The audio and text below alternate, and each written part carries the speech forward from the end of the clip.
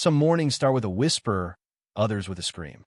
For me, it was a Tuesday, coffee gone cold in my mug, when I yanked a smug piece of HOA paper from my mailbox. It wasn't just a letter, it was a spark, and my driveway, lined with six-word trucks, was the fuel waiting to ignite. My name's Tom Harper, 38, a construction guy from Texas. I run a small outfit, foundations, remodels, the odd roofing job. My crew and I pour our sweat into every project, coming home reeking of sawdust and diesel. It's a simple life, one I love. My house sits just outside a tidy neighborhood called Willow Creek Estates, on a gravel lot big enough for my trucks, a porch I built myself, and no one's business but my own. I live there with my wife, Sarah, an art teacher with endless patience, and our 9-year-old, Emma, a whirlwind of questions and energy. I built our home, brick by brick, over 4 grueling years. No HOA, no rules about mailbox colors, just freedom. I made sure of it, checking deeds and zoning with a lawyer before signing.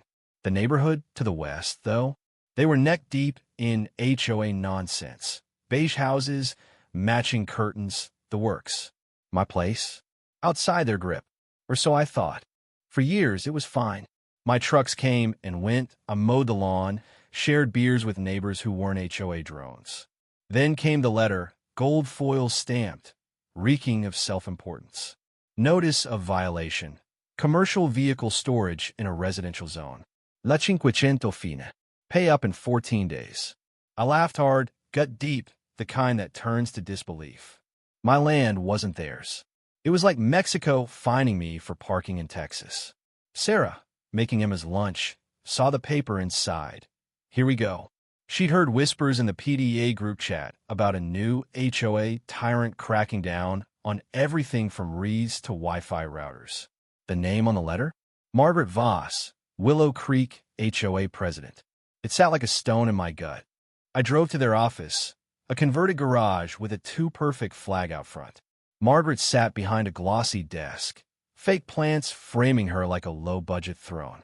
Her blazer was stiff, her blonde bob too polished, her smile colder than a winter dish. I handed her the letter, calm as I could. There's a mistake. My property's not in your HOA. She leaned back, hands folded like she was auditioning for a courtroom drama. Mr. Harper, your trucks affect our community's image. We have standards to uphold. No doubt, no boundaries, just pure entitlement. I was stunned, then furious. This wasn't a mix-up, it was a power grab. As I left, her voice slithered after me. Non-compliance means escalation. I tried to brush it off, but Margaret didn't quit. By Wednesday, 2 more letters arrived, thicker, nastier one claiming my trucks disrupted aesthetics. Another finding me due La 1,000 for repeat infractions. Flyers popped up on stop signs, screaming about commercial vehicles tanking property values, with photos of my trucks snapped from the street. A black SUV started creeping past my house daily, tinted windows glinting. But the real gut punch came Sunday night. I was dozing on the couch, a half-drunk beer on the table, when a clink outside snapped me awake. Heart pounding, I grabbed a flashlight and my shotgun. The air was thick, too still. Red violation stickers were slapped on all 6 truck windshields. 2 license plates were gunny unscrewed, not ripped. Then I checked the gas cap on my oldest rig. The sweet stink of sugar hit me like a fist. My jaw popped from clenching. The security cameras? Dead. Someone had flipped the breaker. This wasn't vandalism. It was war. The sheriff's deputies shrugged it off. No witnesses, no footage, just maybe kids. Kids don't unscrew plates or kill circuits. Standing by my ruined truck, I didn't feel rage, just clarity. Margaret wasn't a neighbor. She was a dictator in heels. I called my lawyer, Mike Torres, a grizzled ex-prosecutor who'd taken down shady HOAs before. His office was a mess, his tie crooked me kind of guy. I spilled everything. The fines, the stickers, the SUV, the sugar. When I finished, he grinned, popping his pen. Don't fight them, Tom. Own them. I blinked. Say what? He slid a notepad over. HOAs run on votes. Buy the houses, you buy the power. It was crazy. It was brilliant. We teamed up with a real estate agent, Carla, who knew every deed in the county. Willow Creek had cracks. 7 houses for sale by private owners, 10 more in a rental portfolio owned by a firm I'd worked for. Mike made calls, Carla set up shell companies, and I bought 17 properties over 5 months, each with an HOA vote. By the end, I controlled 56.7 fan tram of the association. I moved my crew into those houses as tenants-loyal guys who kept quiet. Margaret kept pushing, even trying to ban parking on lots near her precious HOA. That's when I struck. Mike sent a notice for an emergency HOA meeting to re-VYEW the board, bylaws, and leadership. The community center, usually home to yoga and bake sales, became my battlefield. I arrived early, sitting behind one of my properties, watching Margaret strut in with her clipboard and shark smile. She opened with a speech about dignity and threats to standards, then dropped her bomb. A vote to ban commercial vehicles within a half-mile of the HOA, enforceable by liens or towing. I stood, slow and deliberate.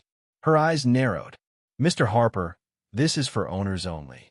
Mike rose, briefcase in hand, passing out notarized deeds. Tom Harper owns 17 properties. He controls 56.7 fan tram of the vote. Margaret's mouth flapped like a landed fish.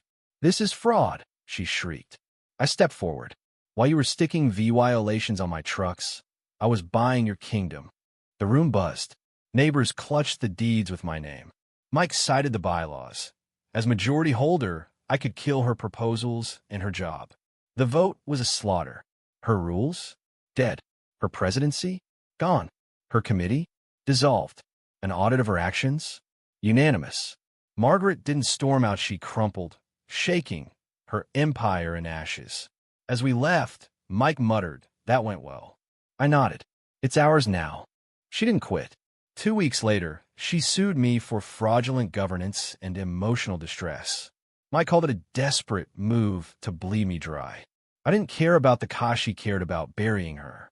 We countersued for sabotage, trespassing, harassment, and Dula 18,000 in fake fines she'd slapped on others.